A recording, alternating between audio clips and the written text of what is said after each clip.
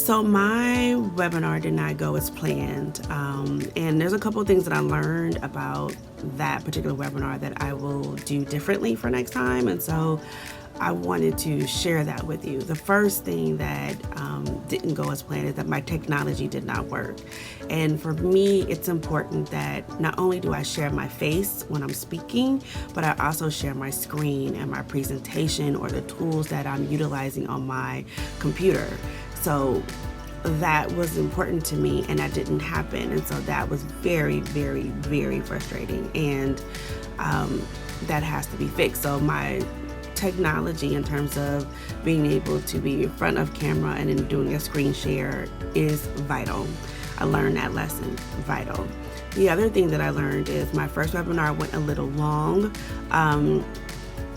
for my audience. I don't think that everyone would watch the full video, and I don't think it was because at the end I had an offer. I think it's just because it went a little long. So where I try to add as much value in, I recognize that maybe I need to break the value up. And so maybe take the content that I presented and break that up into 2 separate webinars, or use less examples to try to drive in clarity. I'm not too sure yet, but I recognize that I could take the content and break it down a little bit more. And then present that to audiences separately, and so let it maybe let it be more building blocks than it be kind of all put together in one. The third thing that I recognize about that webinar is you want to make an offer. You want people to work with you. You're presenting value. 1, because you're presenting value, but 2, in hopes that people think that what you've presented is so good that they want to work with you. And so there's a tried and true kind of method of presenting yourself, and that is presenting your offer rather. And I'm going to try something different. And so what I'm going to try differently isn't so much choose this offer.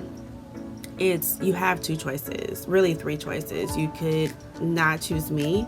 You choose me for coaching one-on-one, or you can choose the offer that I really want you to utilize. And so I'm going to try it that way and see what that yields for me.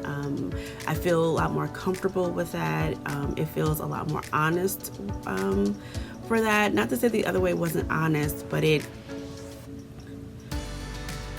just feels a little bit more in line with me and in line with how I function in life. So I'm going to try that method. So that's another lesson that was learned. And then I want to say the bigger final lesson is the recognition of like who shows up, right? Who is present, who is interested, who does find value in